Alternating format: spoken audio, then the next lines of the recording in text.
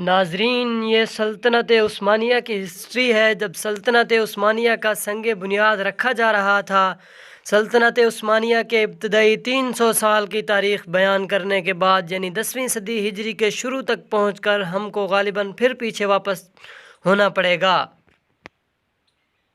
تاکہ تیمور اور ایران کے صفوی خاندان کی تاریخ سے بھی فارغ ہو کر پھر 10ویں صدی ہجری میں داخل ہوں اور سلطنت عثمانیہ کے بقیہ 300 سال کی تاریخ کسی آئندہ باب میں ختم کریں۔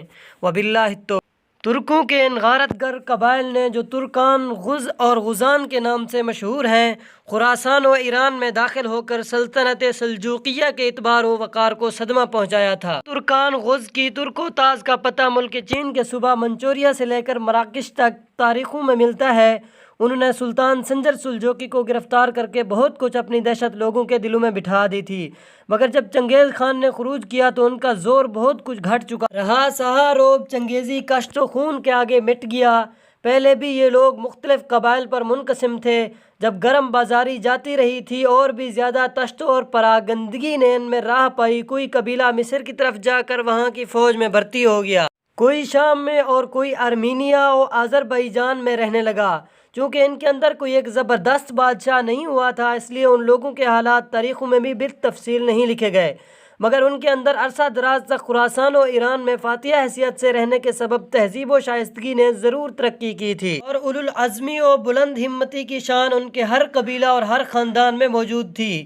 حکومت و فتح مندی کے عالم میں بھی انہوں نے اپنے ریوڑوں کی محبت نہیں چھوڑی تھی، اس لیے اب خروج چنگیزی کی طرح نہایت سچے مسلمان تھے۔ سلیمان خان کی قابلیت اور اپنے ہمراہیوں کے ساتھ اس کا سلوک دیکھ کر نتیجہ یہ ہوا کہ آرمینیا میں ترکان غز کے اور بھی آوارہ و پریشان پھرنے والے افراد آ کر اس کے گرد جمع ہو گئے اور اس جمعیت میں معتبدہ اضافہ ہوتا رہا۔ وہ زمانہ تھا کہ چنگیز خان کی ترک و تاز کے سبب ملکوں کا امن و امان معرض خطر میں تھا، اور ہر شخص کو اپنی اور اپنے اہل و عیال و اموال کی حفاظت کے لیے اپنے ہی قوت بازو پر بھروسہ کرنا پڑتا تھا۔ ہمہ اوقات آفتوں اور مصیبتوں کے مقابلہ پر مستعد رہنا از بس ضروری تھا، لہذا سلیمان خان کے گروہ کو بھی آرمی پہاڑوں میں اقامت گزین تھا، اپنی طاقت و حصیبت کے محفوظ رکھنے کا خیال رہتا تھا۔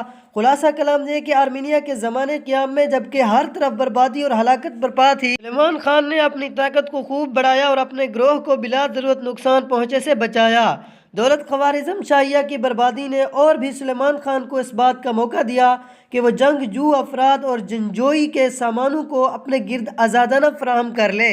ابھی چنگیز خان کے مرنے میں 3 سال باقی تھے کہ اس نے 621 میں ایک زبردست فوج سلجوکیوں کی اس سلطنت پر، جس کا دارالسلطنت قونیہ تھا، حملہ آوری کے لیے روانہ کی۔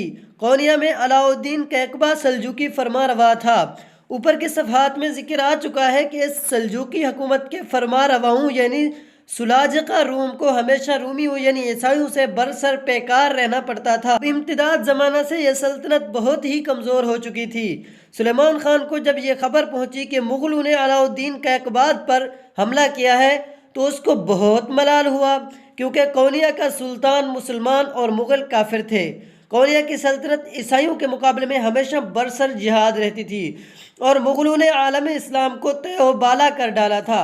سلیمان خان نے علاء الدین کیقباد کو امداد پہنچانے اور اس لڑائی میں شریک ہو کر شہادت حاصل کرنے کا بہترین موقع سمجھ کر اپنے قبیلہ کو کوچ کی تیاری کا حکم دیا۔ سلیمان خان کی اس جمعیت کی صحیح تعداد تو نہیں معلوم ہو سکی، مگر سلیمان خان نے اس جمعیت کا ایک حصہ جو اپنے بیٹے ارطغرل کو دے کر بطور ہر اول آگے روانہ کیا تھا، اس کی تعداد 444 تھی۔